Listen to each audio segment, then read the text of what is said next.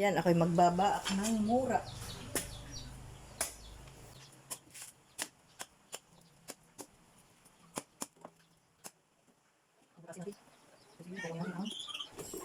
Ayan.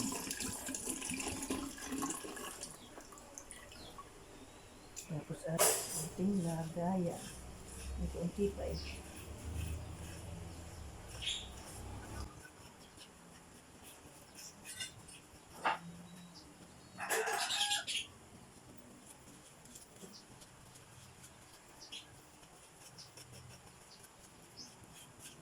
Sige natin pala.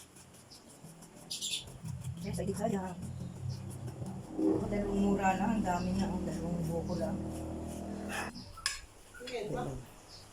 Buko. Ayan, nalagyan na natin ng langis. Kaunting-kaunti lang. Hindi ako naglalangis ng madami. Ayan, oh. Pahid lang sa kawali.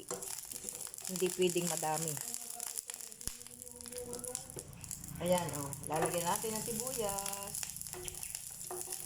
Papabanguhin na natin ang ating bawang pala yan, bawang. Mali. Bawang yan.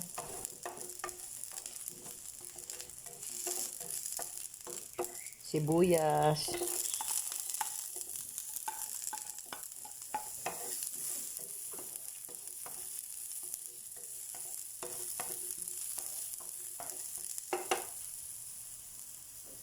Lagyan natin ang ating hipon.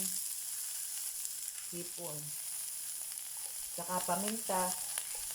Sabay-sabay na yung hipon at paminta kasabay. Ayan. Nakadikit. Kaya tinatanggal ko.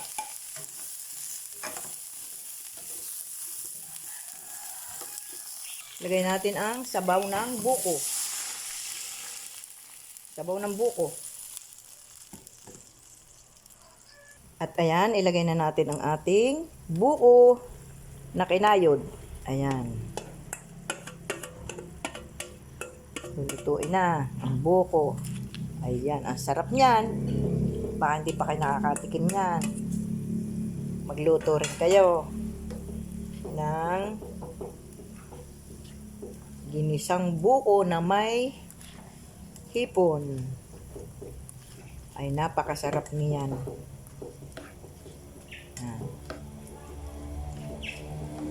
Ayan, luto na. Luto na yan. Oh, pansit na buko. Pansit na buko. Ayan. Ang sarap niyan siguro. Siguro. Hindi, masarap talaga. Mag-ato kayo magluto ng ganyan. Ganyan ang gawa ko eh. Maganda rin ito sa nanganak. Sa taong nanganak. Pampagatas.